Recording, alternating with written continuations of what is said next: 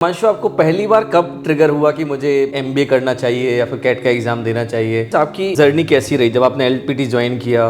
Mentors का role कितना important होता है स्मार्टली इसको क्लियर करने में? मॉक टेस्ट सीरीज के बारे में आप क्या बोलेंगे? यहाँ जो एलपीटी में आपने throughout the year test लिखे हैं, उसमें क्या चीज़ स्पेशल थी यहाँ जो आपको काफ़ी हेल्पफुल रही? Hello everyone, I welcome you all on this amazing YouTube channel of LPD CAT. So today we have with us Himanshu, who got 99.64 percentile in this year CAT examination.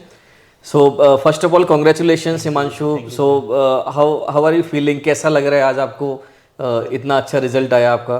काफ़ी excited है और आगे के journey के लिए बहुत काफ़ी अच्छा लगा। अच्छा हिमांशु, आपको पहली बार कब ट्रिगर हुआ कि मुझे एमबीए करना चाहिए या फिर कैट का एग्ज़ाम देना चाहिए? किस पॉइंट ऑफ टाइम पे आपको ये पता लगा था, वो एक बार सभी लोग जानना चाहेंगे आपसे। Yes sir. तो मतलब कॉलेज में मेरा थोड़ा था कि मेरे को या तो पोस्ट ग्रेजुएशन करना है। तो जॉब के बाद, जॉब में जब मैं गया रिलायंस में, मैंने 6 महीने का जॉब किया है। तो उसमें वहाँ पे लोगों के साथ इंटरेक्ट करके, सीनियर्स के साथ इंटरेक्ट करके मेरे को लगा कि एमबीए मेरे लिए बहुत बेस्ट सूटेबल रहेगा to gain some leadership positions, right? Okay, और आईएम का ब्रांड तो अपने आप में इम्पॉर्टेंट होता ही है। ओके, सो हिमांशु, एक और चीज़, आपकी अभी जर्नी कैसी रही जब आपने एलपीटी ज्वाइन किया, है ना? थ्रू आउट द ईयर आपने प्रिपरेशन करी यहाँ पे, तो क्या कुछ ऐसा अलग दिखा आपको? क्योंकि आपने लास्ट ईयर भी कैट लिखा था और समहाउ आपने बताया था आते ही, जब पहली बार जब आप मिले थे, मुझे याद है, तो you came to me and like you were like कि सर वीआरसी तो मेरा टोटली ख़त्म हो गया था। और बीइंग एन इंजीनियरिंग बैकग्राउंड से आप आते हो, तो जनरली इट इज़ कंसिडर्ड कि मैथ्स में सही होते हैं आप लोग, है ना? तो आपने वो चीज़ कन्वे करी थी। उसके अलावा जो आपका फियर फैक्टर था, कैसे ओवरकम किया? एलपीटी ने आपको कैसे हेल्प किया इन सारी चीज़ों को दूर करने में? सर, तो पहली चीज़ तो मैंने लास्ट ईयर भी कैट दिया था, तो उस टाइम तो मैंने अपने से ही प्रिपेयर किया था, सारी चीज़ खुद ही मैनेज कर रहा था। तो इतनी अच्छी परसेंटाइल नहीं आई थी। फिर मैंने इस साल डिसाइड किया कि मेरे को मेंटरशिप लेनी ही पड़ेगी। तो फिर मैंने यहाँ एलपीटी में चूज़ किया किसको, कि एलपीटी लेना चाहिए। तो यहाँ पे एक फ़ायदा है कि 1-to-1 मेंटरशिप और पर्सनल टच काफ़ी मिलता है।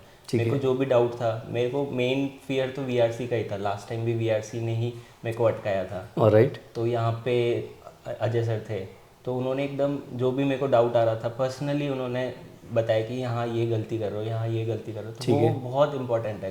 मतलब वीआरसी में तुम कोई थ्योरी नहीं है, कोई वो फॉर्मूलाज नहीं है, तो तुम्हें अपनी ही गलती देखनी पड़ेगी कि कहाँ तुम ये गलत समझ रहे हो, कहाँ तुम ये कर रहे हो। तो वो एक सामने वाला इंसान मेंटरशिप के थ्रू।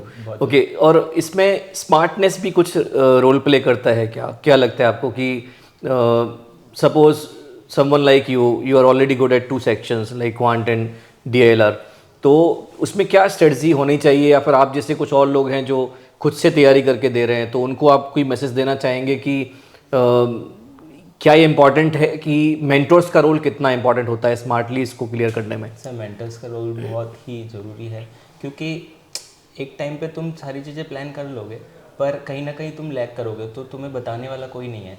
तो सामने से कोई बताए कि हाँ तुम यहाँ पे लैग कर रहे हो, यहाँ पे तुम ये गलती कर रहे हो, तो वो चीज़ें ज़रूरी है। डेफिनेटली। आपके ग्रे एरियाज कौन से हैं, है ना? स्पीड कैसे पिकअप करनी है? क्योंकि क्वांट में भी, even in quant also you must have attended those special sessions, है ना? तो उससे भी काफ़ी इंसाइटफुल रहा है। और इस साल तो क्वेश्चंस भी एज इट इज़ में से काफ़ी सारे आए हैं, और उससे आपको ये भी आपने देखा होगा कि उन सेशंस को अटेंड करके कहीं ना कहीं कैट का लेवल आपको कैसा लगा उस सेशंस के बाद?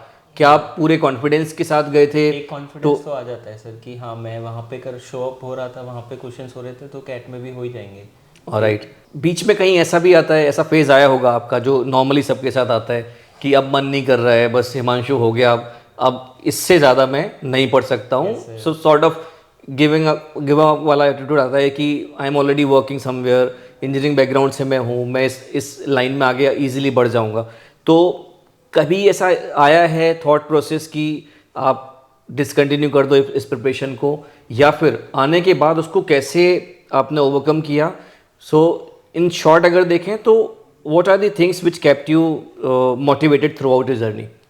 तो ऐसा तो आता ही है कि रेगुलर आप मॉक देते हो, तो ऐसा नहीं है कि हर बार ही तुम्हारे अच्छे मार्क्स आ रहे हैं। एक मेरे में भी एक फेज़ आया था कि महीने भर मैंने हर संडे यहाँ टेस्ट हो रहा है, तो हर संडे मतलब वीक में मतलब मंथ में 4 टेस्ट हो गए, तो चारों में ही एकदम बिल्कुल डिक्रीज ही हुआ जा रहा है। फिर मैं आपसे मिलने भी आया था, यस यस, तो आई कैन पॉइंट्स में रिमेंबर। आपने बताया था कि हाँ तुम कर रहे हो, तुम्हें जो करना है बस ये एक फेज़ है, ये चला जाएगा, बस डेफिनेटली। कंसिस्टेंट रहो। हाँ, इस रिगार्डिंग में बीआरसी के लिए अजय सर से भी मिला, That's तो उन्होंने तो वो एक मोटिवेशन हो जाता है कि नहीं मैं तो कर ही रहा हूँ, ये मेरी गलती नहीं है, बस ऑलराइट। वो अच्छा, थोड़ा कम हो मॉक जाएगा। टेस्ट सीरीज के बारे में आप क्या बोलेंगे? यहाँ जो एलपीटी में आपने throughout the year test लिखे हैं, उसमें क्या चीज़ स्पेशल थी यहाँ जो आपको काफ़ी हेल्पफुल रही through out your journey?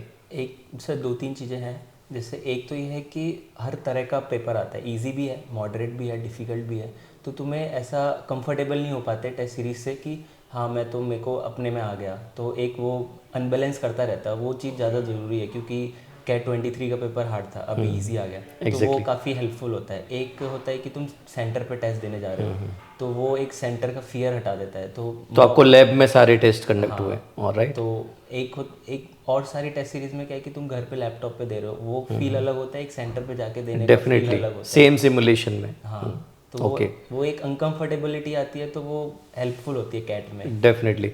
So, Himanshu, my last question is, what message would you like to give to the audience or those who are the future CAT aspirants, जिससे उनको भी आपने जैसे इस एग्ज़ाम को क्रैक किया smoothly, आपने अपने ग्रे एरियाज को निकाला, है ना, मेंटोर से पूरी सारी चीज़ें, तो क्या इंसाइट आप देना चाहोगे, शेयर करना चाहोगे जो फ्यूचर कैट एस्पिरेंट्स हैं उनके साथ? मेन तो यही है कि अपने मेंटर्स वाइजली चूज़ करो। हमने भी कैट लिखने से पहले काफ़ी टाइम निकला था कि कौन सी क्लासेस ज्वाइन करें, तो अच्छे रिव्यूज़ देख के ही ये ज्वाइन की, हमें फ्रूटफुल भी रहा, काफ़ी अच्छा रिजल्ट आया, हमें डर वीआरसी का ही था, वो क्लियर हो गया, तो I recommend LPT. Okay, so thank you Himanshu for joining us. Thank you everyone for watching this video.